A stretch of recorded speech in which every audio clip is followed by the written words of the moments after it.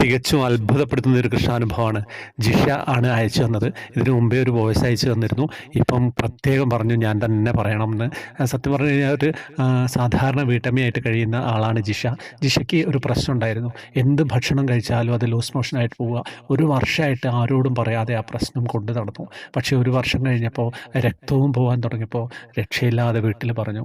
വീട്ടിൽ നിന്ന് പെട്ടെന്ന് തന്നെ അവർ ഹോസ്പിറ്റലിലെത്തി. ഹോസ്പിറ്റലിൽ കോളനോസ്കോപ്പി, എൻഡോസ്കോപ്പി ഒക്കെ ചെയ്യാൻ വേണ്ടി പറഞ്ഞിട്ടുണ്ട്. അപ്പോൾ തന്നെ അവർ ജോത്സ്യനെ കണ്ടപ്പോൾ ജോത്സ്യൻ പറഞ്ഞു, നിങ്ങളുടെ സമയം വളരെ മോശമാണ്, ഗുരുവായൂരിൽ പോയിട്ട് എണ്ണാപ്പണം കാഴ്ചവെക്കണം അടുത്ത ദിവസം തന്നെ. അങ്ങനെ പെട്ടെന്ന് തന്നെ അടുത്ത ദിവസം അവർ ഗുരുവായൂരിലേക്ക് തിരിക്കുകയാണ്. ഗുരുവായൂരിലെത്തിയപ്പോൾ എന്താണെന്ന് വെച്ച് കഴിഞ്ഞാൽ ഉത്സവമായിട്ട് ബന്ധപ്പെട്ടുള്ള തിരക്ക് തുടങ്ങിയിരുന്നു. ഇവർക്കാണെങ്കിൽ ഭക്ഷണം കഴിച്ചാൽ ശരീരത്തിനൊന്നും പിടിക്കാത്ത കാരണം ക്ഷീണം എന്ന് വെച്ച് കഴിഞ്ഞാൽ വേച്ചാണ് നടക്കുക. അത്രയും ക്ഷീണിച്ചു പോയിരുന്നു.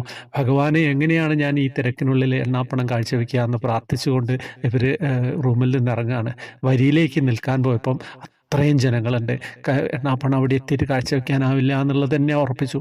പക്ഷേ എന്താണ് അവിടെ സംഭവിച്ചതെന്ന് വെച്ച് കഴിഞ്ഞാൽ ഓഡിറ്റോറിയത്തിൽ ഏതോ പ്രശസ്തയായിട്ടുള്ള ഏതോ ഒരു കുട്ടിയുടെ എന്തോ ഒരു പരിപാടി അനൗൺസ് ചെയ്തു. ഈ വരിയിൽ നിൽക്കുന്നവരൊക്കെ ഉണ്ടല്ലോ, ഒരു 90% ആളുകളും നേരെ ഓഡിറ്റോറിയത്തിലേക്ക് പോവുകയാണ് ചെയ്യുന്നത്. അത്രയും പ്രശസ്തമായിട്ടുള്ള ആരോ ഒന്നാണെന്നാണ് തോന്നുന്നത്. സത്യം പറഞ്ഞു കഴിഞ്ഞാൽ ഈ ചേച്ചിയെ, ഈ ജിഷ എന്ന് പറയുന്ന സഹോദരിയെ ഭഗവാൻ നേരിട്ട് കണ്ടോ, അവർക്ക് വേണ്ടി സൗകര്യം ചെയ്തു കൊടുത്താണോ എനിക്കറിയില്ല. അവർ നേരെ പോയിട്ട് വളരെ തിരക്ക് കുറഞ്ഞ് മുന്നിൽ പോയിട്ട് എണ്ണാപ്പണം കാഴ്ചവെക്കുകയും ഭഗവാനെ തൊഴുത് പുറത്തിറങ്ങുകയാണ് ചെയ്യുന്നത്.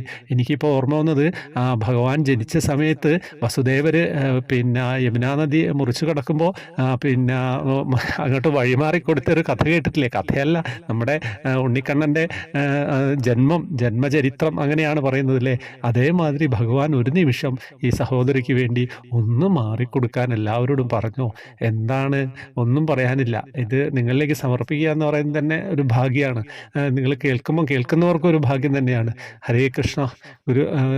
ത്രിമധുരത്തിൽ ഇത്തരം അനുഭവങ്ങളാണ് വരുന്നത്. എല്ലാവരും വാട്സാപ്പിലേക്കൊക്കെ വരിക, നിങ്ങൾക്ക് ഡീറ്റെയിൽസൊക്കെ തരാം. ഹരേ കൃഷ്ണ.